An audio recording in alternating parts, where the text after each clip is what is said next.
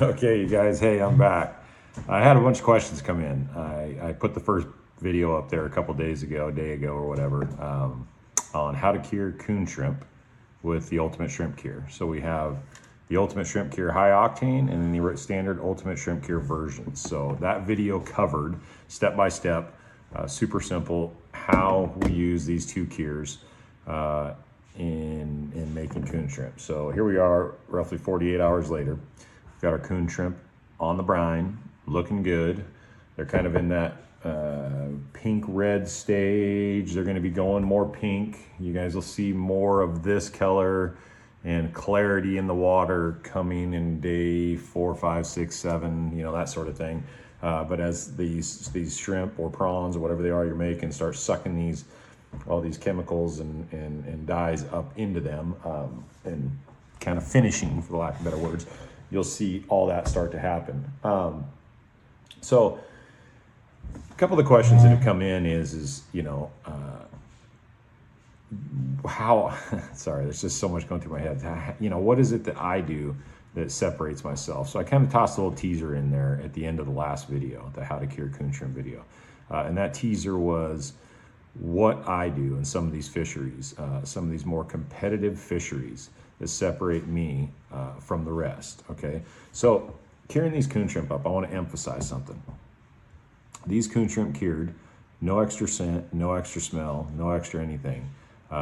Extremely, extremely effective. There's been some few people out there running around saying a couple things already about how it's not possible to make a cure that would cover salmon, cover steelhead, cover everything all in one. Well, I'm here to tell you that these two formulas that I brought to market absolutely 100% catch winter steelhead, summer steelhead, spring chinook, fall chinook, hammer them, okay?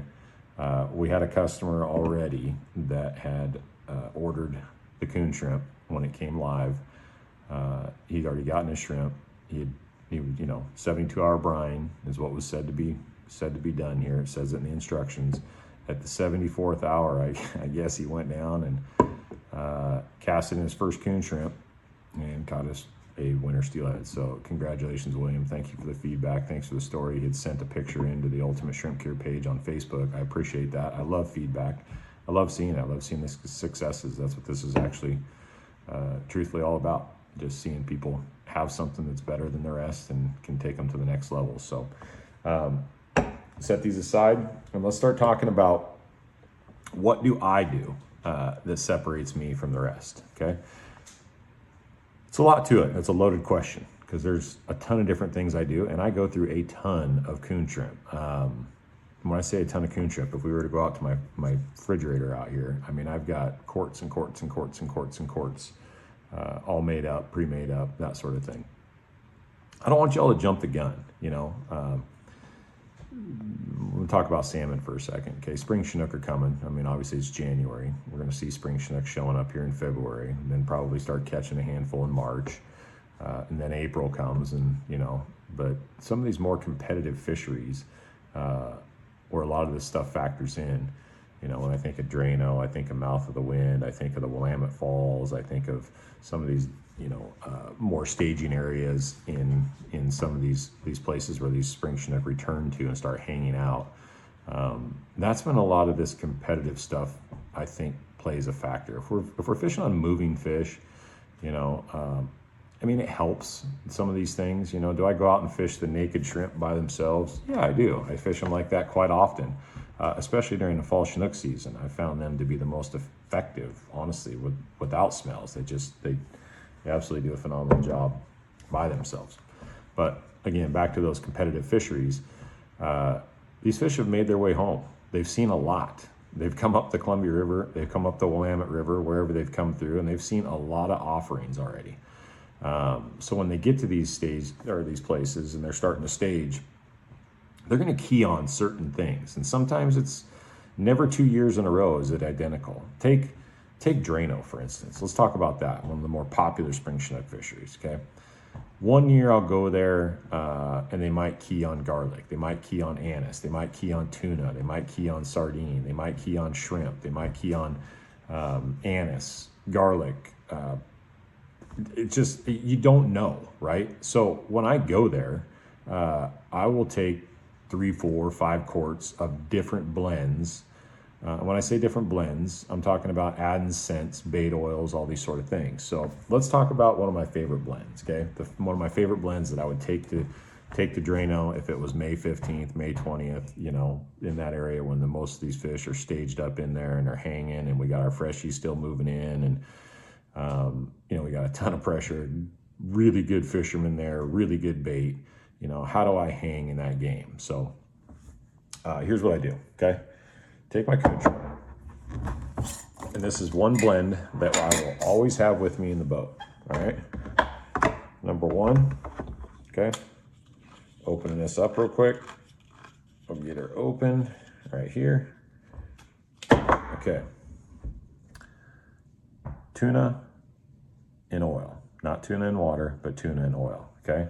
Now I'll squeeze this and drain these juices down into my quart jar, okay? It's all right if a little tuna gets in there, no problem, no big deal. If you'll notice, sorry, I jumped ahead of the game, but if you'll notice, my fill line here is right below the lip, right below the lip, and I've drained off just a little bit of juice so that I can add these oils, these bait oils in, all right? I don't usually add any of these bait oils. I honestly prefer to wait 2 weeks to a month before the fishery. So does that mean I don't do them now? No. At times I've done stuff and then the following year I've fished those shrimp and murdered them. So there is no specific timeline as to when you should or shouldn't, but if I'm gonna offer advice, I'm gonna say, hey, wait for 2 weeks to a month before the fishery, then add your stuff. Wait 2 weeks to a month before the fishery, then cure your shrimp, if that makes sense. I mean, there's nothing wrong with curing the shrimp now. The only thing is we risk the quality of the shrimp falling just a little bit because they are in a water-based solution, if that makes sense. We can add all the chemicals and salts and all the things in the world, but that is still a viable possibility. Again, the quality of the coon shrimp to start is the quality of the coon shrimp you get in the end. So yeah, I think you're all on the same page with me, right? Good. All right, so we've added tuna oil in the can, okay? Where are we at? Right here, okay? Procure Shrimp Prawn. Absolutely love this stuff. One of my faves, one of my top 3, okay? I'll put about a teaspoon in, okay?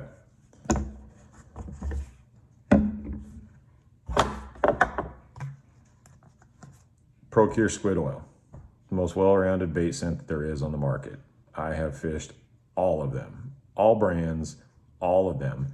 This is the most well-rounded bait smell, period, on the market.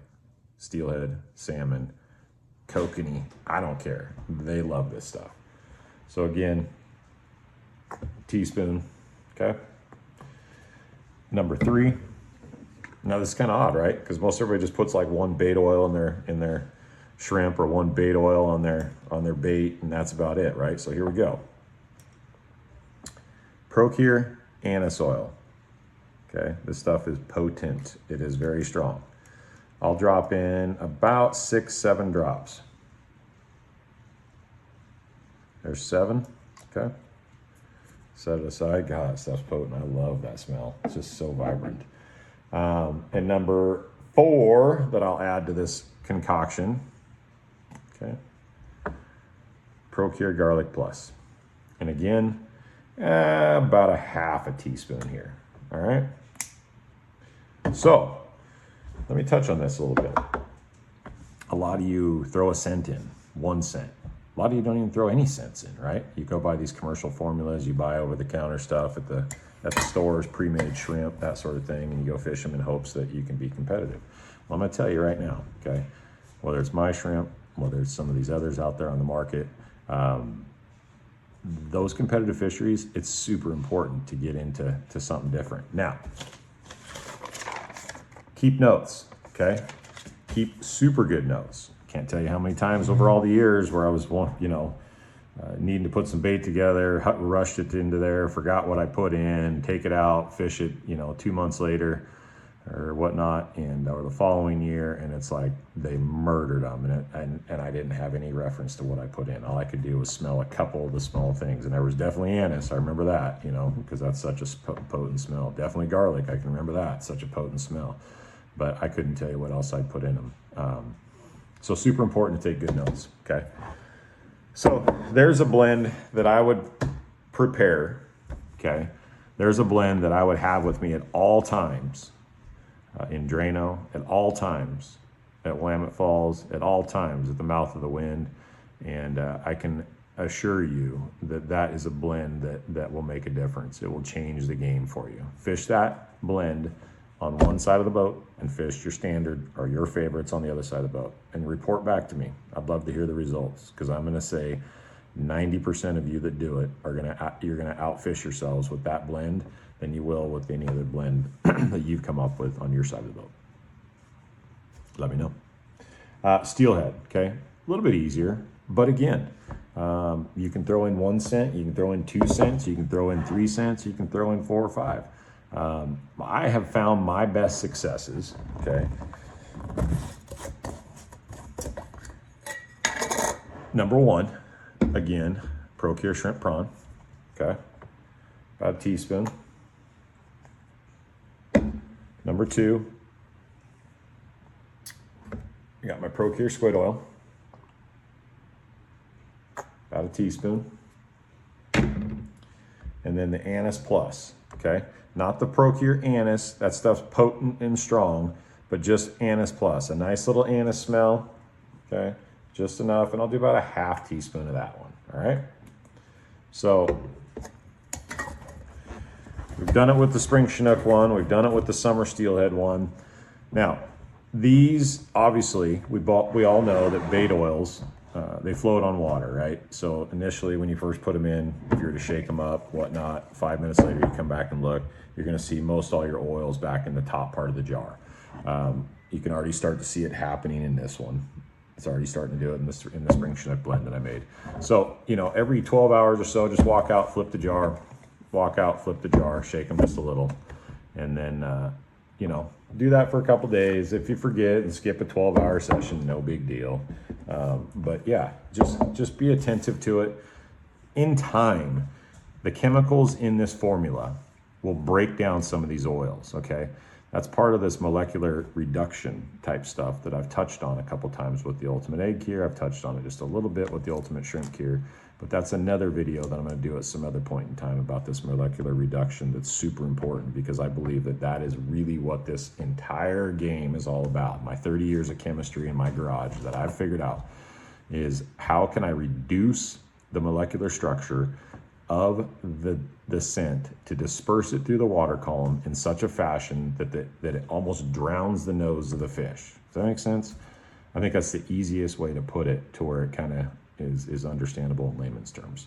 But I'm going to come back to that one. I'll come back to that one in another video here down the road to help you understand a little bit more. And then the last video I'm going to toss up, and I'm going to get done here in the next week or so, is I'm going to do one on rigging. How do we rig the coon shrimp?